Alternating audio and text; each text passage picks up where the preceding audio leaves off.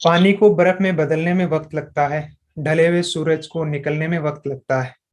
थोड़ा धीरज रख, थोड़ा और जोर लगाता रहे। किस्मत के जंग लगे दरवाजे को खुलने में वक्त लगता है। कुछ देर रुकने के बाद फिर से चल पड़ना है दोस्त। हर ठोकर के बाद संभलने में वक्त लगता है। बिखरेगी फिर वही चमक तेरे वजूद से। तू महसूस करना, टूटे हुए मन को संवरने में वक्त लगता है। जो तूने कहा कर दिखाएगा, रख यकीन। गरजे जब बादल तो बरसने में वक्त लगता है। तो इन्हीं पंक्तियों के साथ मैं स्वागत करता हूँ प्रेरणा का, जिन्होंने एक ग्रेट अचीवमेंट हासिल की है। एक अपनी प्रिपरेशन जर्नी पे एक अच्छे मकाम पे एक 111 रैंक हासिल की है, जो कि बहुत अच्छी रैंक है, वैसे देखा जाए देखने में बहुत अच्छी रैंक है। तो जहां तक प्रेरणा का बात है कि मैं कैसे जानता हूँ, आज ही का लगभग अभी का सा टाइम था, पिछले साल की बात थी। इन्होंने 7th 8th में मंथ प्रिपरेशन करी थी रेगुलर क्लासेस के अंदर।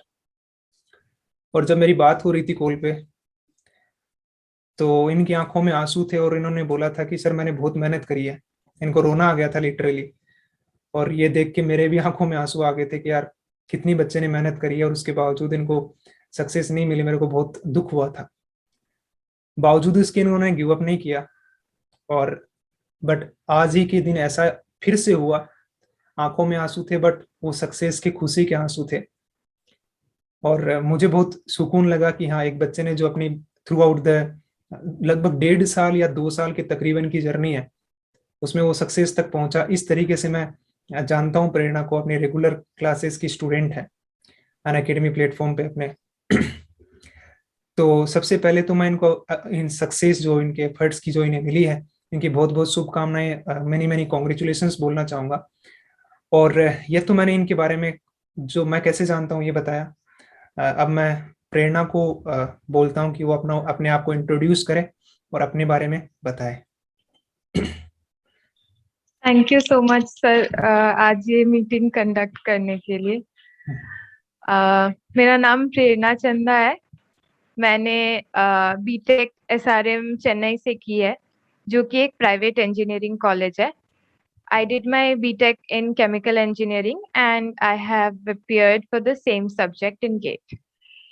और मैंने अपना इंजीनियरिंग से पहले मैं हमेशा से गुवाहाटी में रही हूँ, और ड्यूरिंग द प्रिपरेशन भी मैं अपना टाइम गुवाहाटी में ही स्पेंड कर रही थी। तो ये गुवाहाटी से हैं और इन्होंने अपनी कॉलेज का नाम बताया, वहां से बिलोंग करती हैं। तो ये तो बेसिक इंट्रोडक्शन की बात हुई। सक्सेस जब मिलती है तो उसमें बहुत सारे चीजों का रोल होता है। हम बहुत सारी चीजों का परिणाम होता है। सक्सेस सिर्फ एक इंडिविजुअल एफर्ट ही नहीं होते हैं। तो आप अपनी सक्सेस है किसको डेडिकेट करना चाहेंगे? अपना ग्रेटिट्यूड है वो आप शो कर सकते हैं। फर्स्ट ऑफ ऑल, जब 2020 का टाइम था, लाइक जब कोविड हुआ, हम्म। मैंने सोचा था उससे पहले कि मैं इन पर्सन कोचिंग करूंगी। लेकिन फिर मैंने अनअकैडमी का नाम सुना। मेरे सीनियर थे जिनका रैंक बहुत ही अच्छा आया था अनअकैडमी से प्रिपेयर करके। हम्म। तो that was my last bet because I did not have any other option. मैंने सोचा कि आई विल जॉइन अनअकैडमी, और मैं डिफरेंट सब्जेक्ट्स के लिए वहाँ पे जितने भी डिफरेंट टीचर है, एक्सपर्टाइज है उनका, अकॉर्डिंगली मैं पढ़ूंगी। लेकिन फिर पहला क्लास मैंने किया किसी और टीचर का। फिर दूसरा जब क्लास था तो मैंने सर का क्लास किया, और उसमें ज्यादा बच्चे नहीं थे, बहुत ही कम बच्चे थे। आ, इतना कम कि मतलब मैं काउंट कर सकती हूँ अपने लाइक फिंगर टिप्स पे, इतने कम थे। और मैंने क्लास में एंटर करते ही सर को बोला कि ऐसा ऐसा है। तो सर ने मुझे बोला कि तुम्हें बस पढ़ाई करना है और कुछ नहीं करना, और बाकी सब मतलब मैं करूंगा।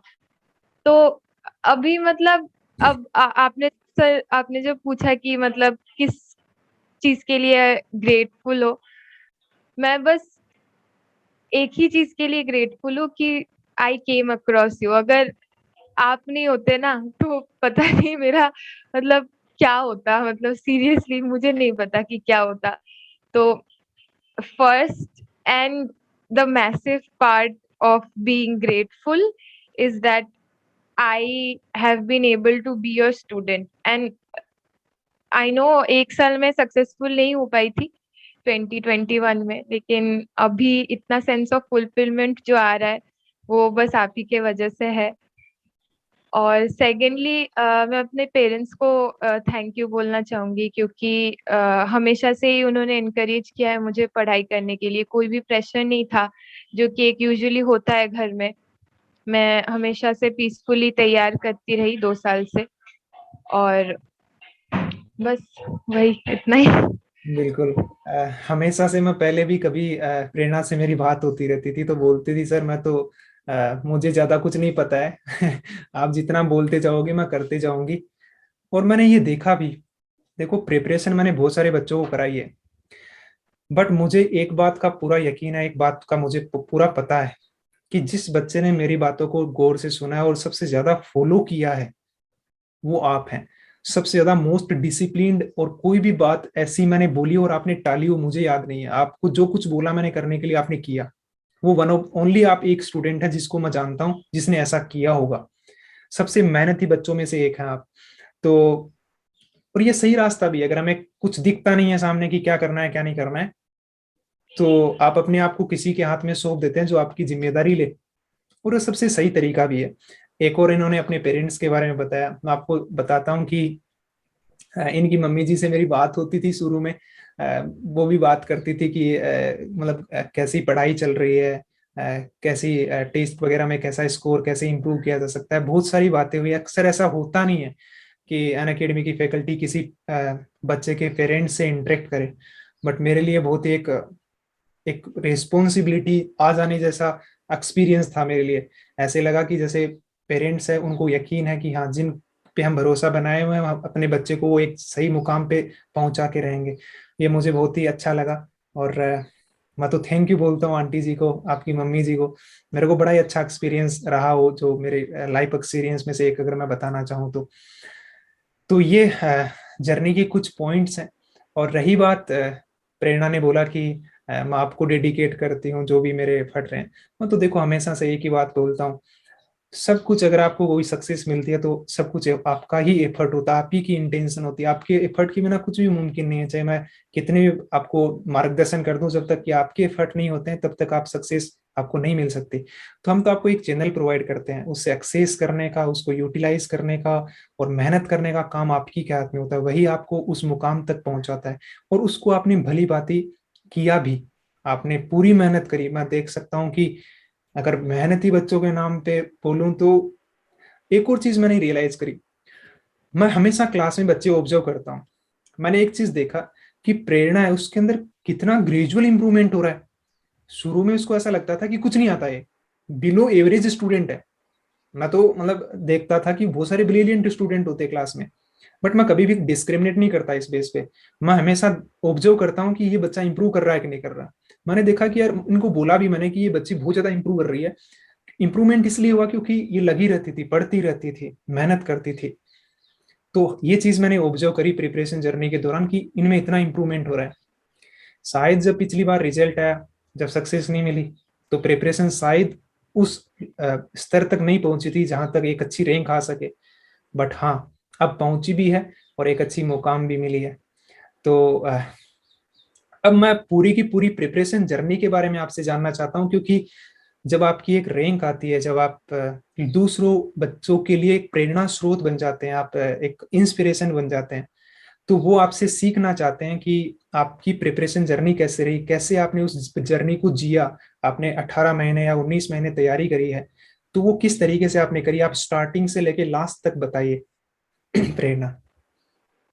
हाँ सर, मैंने अपना जो फुल ऑन प्रिपरेशन था वो मैंने 2020 में स्टार्ट किया था, और तभी भी मैंने देवेंद्र सर से ही पढ़ा था। आप और क्योंकि मैंने ऐसा नहीं था कि मैं कहीं और मैंने देखा नहीं और ऐसे मैंने आग बंद करके विश्वास कर लिया, ऐसा नहीं था। मैंने एनालिसिस किया, सर के क्लासेस अटेंड किए, और मुझे यही बेस्ट ऑप्शन लगा। मतलब अगर मैं इन पर्सन कोचिंग भी कर लेती कहीं से, तो मुझे मतलब ऐसा कुछ सोर्स ऑफ नॉलेज या फिर ये जो रीअश्योरेंस होता है जो एक स्टूडेंट को चाहिए हमेशा। और एक होता है कि जो ब्रिलियंट स्टूडेंट्स होते हैं उनको हमेशा फर्स्ट प्रायोरिटी दिया जाता है। They are always heard first in the class, and even if the student is not, you know, right, sometimes his perspective to a certain question is not heard बहुत बार। तो sir के साथ ऐसा कभी भी नहीं था। कोई भी मतलब कोई भी छोटा डाउट होता था, और सर को पता है कि मुझे कितने छोटे छोटे डाउट्स आते थे, मतलब इतने माइन्यूट कि मतलब जो कि एक बीटेक के स्टूडेंट को नहीं आना चाहिए, बहुत ही ज्यादा मतलब शेमफुल बात है। लेकिन सर ने कभी भी मतलब उसको डिस्करेज नहीं किया है, हमेशा सर उसको अटेंटिवली सॉल्व करते थे उस डाउट को। और यही मतलब यही था कि सर ने बोला था मुझे कि होमवर्क करना है, डेली डेली प्रैक्टिस करना है, डेली के सब्जेक्ट्स पढ़ने हैं। और मुझे कुछ और सोचने का मतलब कैपेसिटी नहीं मिलता था, क्योंकि इतना टायर्ड हो जाती थी मैं डेली। तो बस एक रूटीन फॉलो करती थी, और उस रूटीन में यही था कि मुझे डेली पढ़ना है, चाहे कुछ भी हो जाए। चाहे मैं बाहर जाके घूम के आ रही हूँ या घर पे बैठ रही हूँ, चाहे मुझे बुखार भी हो, फिर भी मुझे 1 घंटा तो पढ़ना ही है, अगर खराब से खराब सिचुएशन भी हो। लेकिन शायद मेरा 21 में इसीलिए अच्छा नहीं हुआ, क्योंकि एक होता है कि एक स्टूडेंट होता है जिनका कॉन्सेप्ट टू सम एक्सटेंट ठीक होता है, उसको पॉलिश किया जाता है फिर। लेकिन मेरा वैसा नहीं था। इवन इफ मेरे ग्रेड्स अच्छे थे कॉलेज में, लेकिन वो कुछ मैटर नहीं करते थे, क्योंकि मेरे पास कॉन्सेप्ट्स ही नहीं थे। तो वो जो 1 साल है, मुझे अभी ऐसा फील होता है कि 2020 से 2021 तक वो मेरा पॉलिशिंग ईयर नहीं था। उस ईयर में मैंने सीखा कॉन्सेप्ट्स को। और जो 2021 से 2022 का टाइम था, उस टाइम पे मैंने पॉलिश किया, क्योंकि तब मुझे कॉन्सेप्ट्स पता थे, मुझे सब्जेक्ट्स के मतलब जो अंदर जो कंटेंट है वो पता था। उससे पहले तो मुझे वो भी नहीं पता था कि इस सब्जेक्ट में एग्जैक्टली हम पढ़ते क्या है। बिल्कुल। तो और मैं तो बस यही था मेरा आइडिया कि डेली मुझे पढ़ना है, और मुझे बस वही करना है जो सर मुझे बोले।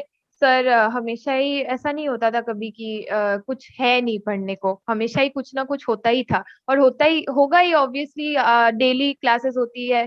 और ऐसा भी होता था कि इनिशियली स्पीड अप करने के लिए प्रोसेस को सर कभी भी ऐसे छोटे मतलब ऐसा नहीं है कि इस सब्जेक्ट को जल्दी खत्म करना है तो इसीलिए आपने जल्दी जल्दी लेके खत्म कर दिया। उसको इलाबोरेटली आपने पढ़ाया, तो ऑब्वियसली उसके बारे में हम घर में जब रिवाइज करते थे, उसमें बहुत सारा कुछ पढ़ने के लिए होता था। तो मैं वही पढ़ती थी, और बस एक रूटीन फॉलो करती थी कि मुझे पढ़ना है। ऐसा कुछ फिक्स्ड सब्जेक्ट्स नहीं थे कि क्या पढ़ूंगी आज क्या नहीं।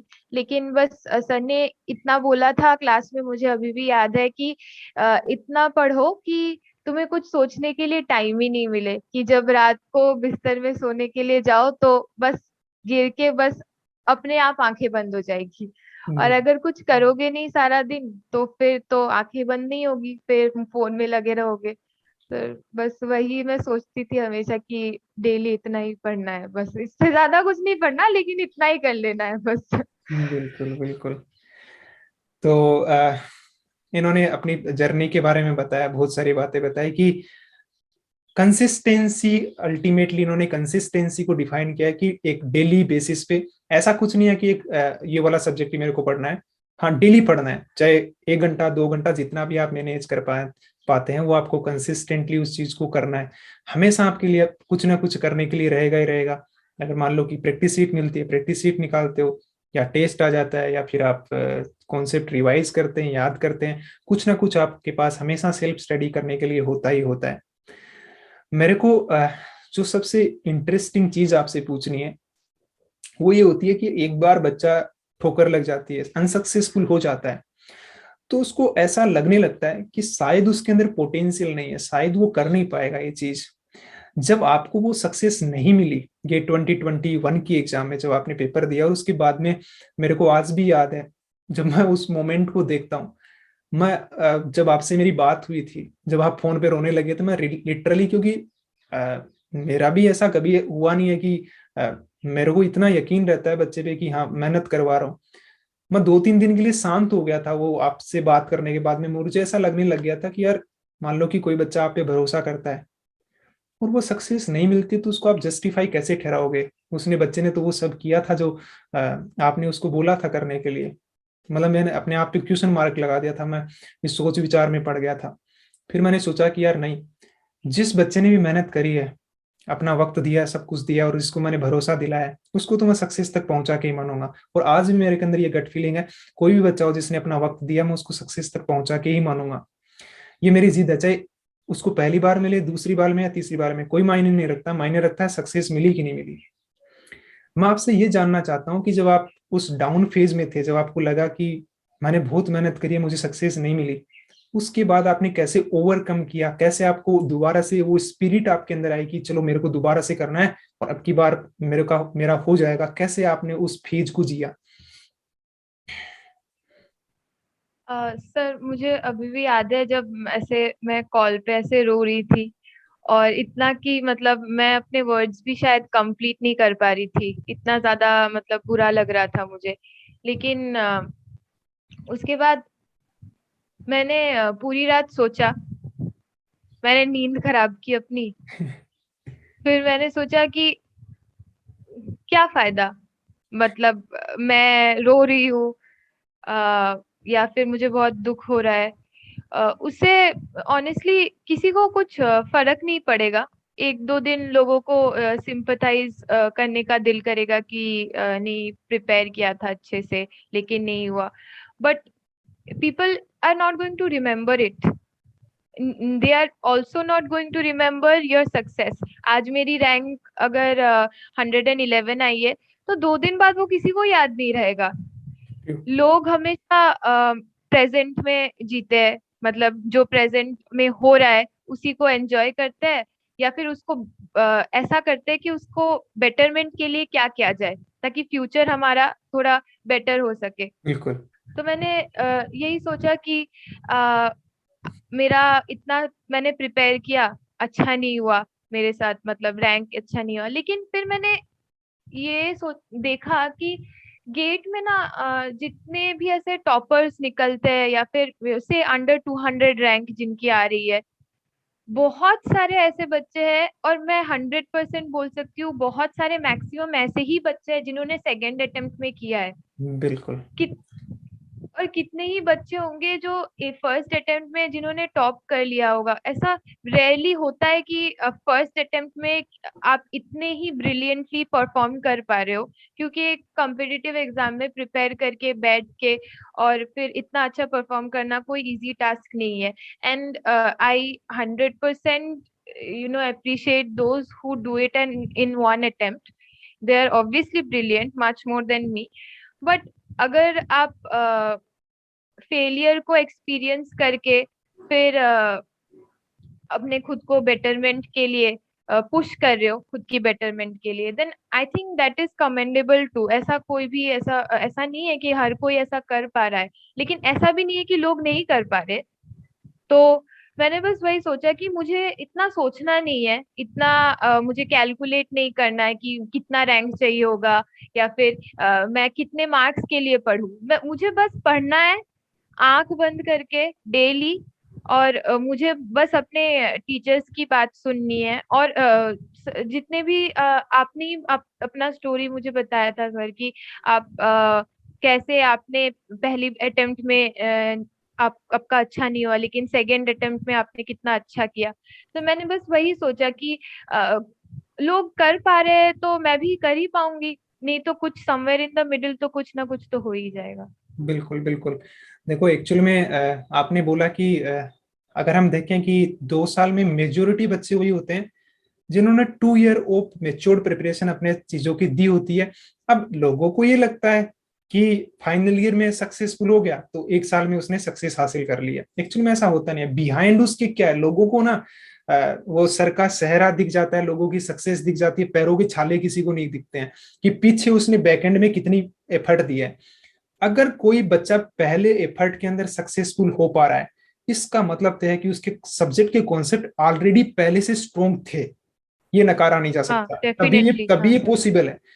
विद इन टाइम लिमिट अगर कोई बच्चा 8 to या 8 to 12 10 मंथ के अंदर कोई सक्सेसफुल हो पा रहा है, तो ये 100% है कि उसका कॉन्सेप्चुअल बैकग्राउंड वो जीरो नहीं था, उसको सब्जेक्ट का नहीं। नॉलेज पहले से है, तभी वो कर पा रहा है। पहली बात। दूसरी बात, अगर नॉलेज है तो फिर जाहिर सी बात हो पीछे उसके पास है बैकएंड में चीज करने के लिए, तभी वो उन चीज को पॉलिश कर पा रहा है, उसको बाद में आगे यूज कर पा रहा है, इंप्लीमेंट कर पा रहा है। अब फिर बात आ जाती है 2 साल वाली। क्या हर बच्चे को 2 साल चाहिए होगा? ऐसा भी जरूरी नहीं है। अगर आप जस्ट 1 ईयर फिक्स करके भी आप करते हैं, अगर अच्छे से करते हैं, एफर्ट देते हैं, तो 1 ईयर में भी सक्सेसफुल बहुत सारे बच्चे होते हैं। ऐसा बिल्कुल भी नहीं है कि हर बच्चे को 2 साल देना पड़ता है। तो ये चीजें, ये एफर्ट्स, टाइमिंग और बहुत सारी चीजों पे सक्सेस डिपेंड करती है, सिर्फ एक ही चीज पे डिपेंड नहीं करती है। अब वही बोलते हैं ना कि मैं तो हमेशा, कोई बच्चा बोलता है कि सर मेरे को दोबारा से करनी चाहिए कि नहीं करनी चाहिए, क्या मैं कुछ और कर लूं? मैं उसको बोलता हूँ, अभी थोड़ी देर पहले एक बच्चे का कॉल था, वो बोल रहा था कि सर मैं कुछ और कर लूं। मैंने कहा भाई देख, दो जगह तू मान ले कि हजार हजार सीढ़ियां चढ़नी है तेरे को। अब एक जगह तू 500 सीढ़ियां ऑलरेडी चढ़ चुका है। अब तू बोल रहा है कि सर मैं वो 500 सीढ़ियां से नीचे आ जाता हूँ, दूसरी 1000 सीढ़ी ट्राई करता हूँ, कौन सा आसान है तू बता दे। तो बोलता है कि सर 500 चढ़ चुका हूँ, 500 वाली ज्यादा आसान है। मैंने कहा अगर तेरे को ऐसा लग रहा है कि 500 के साथ तू कोई काम कर सकता है, जॉब कर सकता है, छोटी मोटी जॉब कर ले, एक साल में क्या चला जाएगा, और साइड बाय साइड अपनी तैयारी करता रहे। क्योंकि 500 सीढ़ियां चढ़ चुका है, इतने को ज्यादा जोर नहीं आने वाला। सेकंड टाइम आप प्रिपरेशन करते हो तो इतना जोर नहीं आता है, आप अपनी कमियों पे ही काम कर रहे होते हैं। तो आपने पहली बार में जब तैयारी करी थी, तो आपने अपने अंदर ड्रॉबैक देखे कि क्या कमियां हैं? आपने कभी ये देखा कि मतलब यहाँ पर कमी हो रही है, और आपने कैसे उनको इम्प्रूव किया जब सेकंड टाइम आपने प्रिपरेशन करी तब? सर, मैंने जब अपना फर्स्ट टाइम का प्रिपरेशन कंप्लीट किया था, हम्म उसके बाद मैंने नोटिस किया कि मैं घर पे आके वो चीज तो सॉल्व कर पा रही हूँ। हम्म मतलब एग्जाम प्रेशर में मैं डिसाइड नहीं कर पा रही हूँ कि कौन से क्वेश्चंस मुझे सॉल्व करने चाहिए। हम्म हम्म हम्म हम्म तो ऐसे एग्जाम जब किसी भी ऐसे ऑनलाइन टेस्ट में मैं जब देती थी पेपर, मेरा बस यही टारगेट होता था, मतलब यही मैं सोचती थी, अगर कोई क्वेश्चन सामने आता था और मुझे वो क्वेश्चन करना नहीं आता, तो मैं यही सोचती थी कि अगर मुझे नहीं आ रहा है तो वो 90% बच्चों को नहीं आ रहा होगा। बिल्कुल बिल्कुल। मतलब उसको मैं ऐसे दिल पे रखना नहीं है कि यार मेरे 10 क्वेश्चन बन गए अभी लगातार, लेकिन ये एक क्वेश्चन नहीं बन रहा है। तो इवेंचुअली मैं ऐसे, पहले ऐसे होता था मेरे साथ कि एक क्वेश्चन मैं नहीं कर पा रही, तो पिछले के जो बाद में जो क्वेश्चंस आते थे वो गलत हो जाते थे मेरे।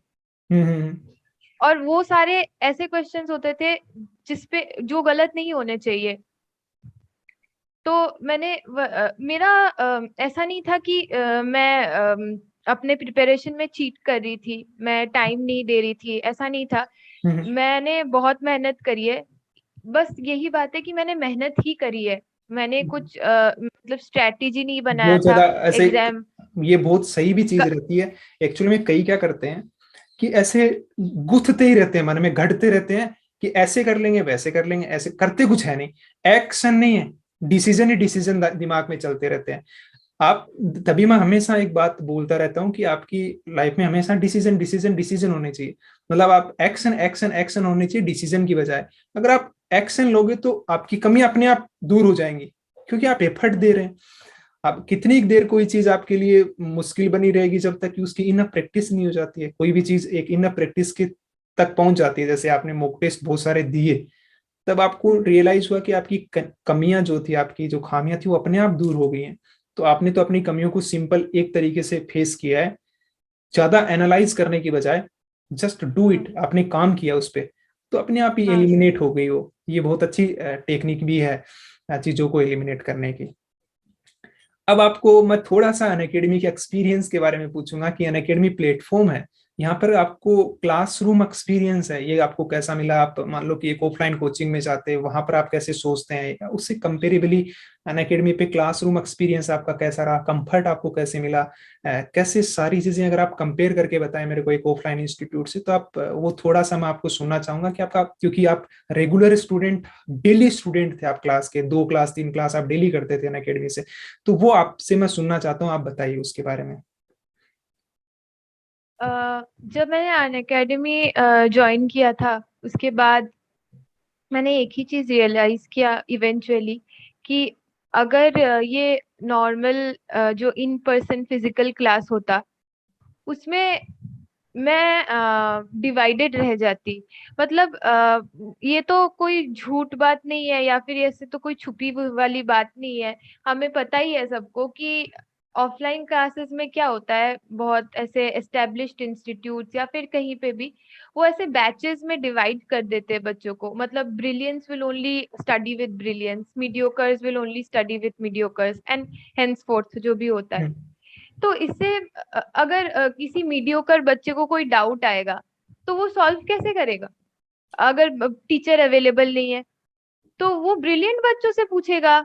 लेकिन ये हो सकता है ऑनलाइन क्लास में, लेकिन अगर फिजिकल क्लास होता तो वो सॉल्व नहीं कर पाता उस डाउट को। अगर मुझे अभी कोई डाउट होता है तो मैं ऐसे अपने से अच्छा, ज्यादा अच्छा पढ़ने वाले बच्चे से पूछूंगी, जिसको सॉल्व करना आता है। फॉर एग्जांपल, एक पर्टिकुलर एरिया ऑफ क्वेश्चंस होता है, हर किसी का एक फेवरेट सब्जेक्ट होता है जो वो कर ही लेता है सॉल्व, चाहे कुछ भी हो। मैं अपने दोस्त से पूछूंगी कि ये कैसे हुआ, क्योंकि हमेशा तो ऐसा पॉसिबल नहीं है कि टीचर हमारे डिस्पोजल डिस्पोजल पे हो हमेशा 24/7। बिल्कुल। लेकिन फिजिकल क्लास में ये पॉसिबल नहीं है, क्योंकि फर्स्ट ऑफ ऑल जो मीडियोकर बच्चे होते हैं और जो थोड़े कम स्कोरर्स होते, लेस स्कोर करते हैं, उनकी बात तो सुनी ही नहीं जाती पहले। और पहले उन्हीं तो उन्हीं को सबसे ज्यादा गाइडेंस की और टेक केयर करने की जरूरत उन्हीं को होती है। हाँ, एग्जैक्टली, क्योंकि ब्रिलियंट बच्चे तो वो तो वैसे भी अच्छा करने ही वाले हैं, वो तो अच्छा ही करेंगे। और अच्छे हो, आप कितना अच्छा करोगे? मतलब मीडियोकर जो बच्चे हैं उनकी अगर आप बातें नहीं सुनोगे, उनके डाउट्स को आप ऐसे डिसमिस कर दोगे, तो फिर क्या फायदा? लेकिन जब मैंने अनअकैडमी ज्वाइन किया, वो एक इंक्लूसिव प्लेटफॉर्म है। वहां पे पता ही नहीं चलता कि कौन सा बच्चा ब्रिलियंट है, कौन सा बच्चा नहीं है। और ऑनेस्टली ये कोई जानने की हमें जरूरत नहीं है एज स्टूडेंट्स कि कौन सा बच्चा ब्रिलियंट है, कौन सा मीडियोकर है। उससे हमें कोई फर्क ही नहीं पड़ता। बस यही है कि अगर तुम्हें कुछ डाउट्स है तो तुम उसको प्लेटफॉर्म पे शेयर कर पाओ, लोग उस पे हेल्दी डिस्कशंस कर पाए, या फिर जो टीचर है वो हमारी डाउट्स को सुने। तो ये कहीं पे भी और कहीं पे भी ऐसा नहीं होता है फिजिकल क्लास में कि ये पॉसिबल हो। ये बस अनअकैडमी के क्लासरूम एक्सपीरियंस के वजह से ही पॉसिबल है। बिल्कुल बिल्कुल। तो एक और बात है, जब भी क्लास के अंदर कोई भी बात बच्चा बोलता था, हालांकि इंटरेक्शन वो अब तो रेज हैंड फीचर आ गया है, बट पहले कमेंट के थ्रू होता था। हम इतना हम्म। गौर से बात को देखते थे कि एक कमेंट भी बच्चे का ना चला जाए। अगर वो चला जाता तो हम ऊपर खिसका के उसको देखते थे कि क्या लिखा है इन्होंने। तो हाँ सर, अब जब बिल्कुल। हम इतनी किसी भी बच्चे की इतनी बात की केयर करते हैं, इतनी टेक केयर करते हैं, तो जाहिर सी बात है वो इंक्लूसिवनेस आनी लाजमी सी बात है। उसको, बच्चे को लगेगा कि मतलब मैं इंपॉर्टेंस यहाँ पे रखता हूँ, क्योंकि मैं एफर्ट हाँ। दे रहा हूँ। मैं अपने एफर्ट से हम्म। जाना चाहूंगा, मैं अपने कंसिस्टेंसी से जाना चाहूंगा। मैं क्या लेवल है मेरा, या मैं क्या बिलो एवरेज हूँ, या मेरी आईक्यू लेवल क्या है, उसके बेस पे मेरे को जज नहीं किया जाएगा। वही चीज हाँ। यहाँ पर होती है। अगर बच्चे को पूरा टेक केयर किया जाए, तो मैं तो ये मानता हूँ कि हाँ एक सर। सामान्य से बालक को चंद्रगुप्त बनाया जा सकता है, अगर उसको सही चाणक्य मिल जाए तो। और इसी में ही महानता है, क्योंकि महान को महान बनाने में कोई महानता नहीं है, वो ऑलरेडी महान हम्म। था, उसमें कोई रोल नहीं है। हाँ। बट एक सामान्य से बालक को अगर एक उस स्तर तक पहुंचा दिया जाए, तो उसी में महानता है। और मैं तो हमेशा से, मेरे को सबसे ज्यादा अभी इस बैच में बहुत सारे बच्चों की रैंक आई है।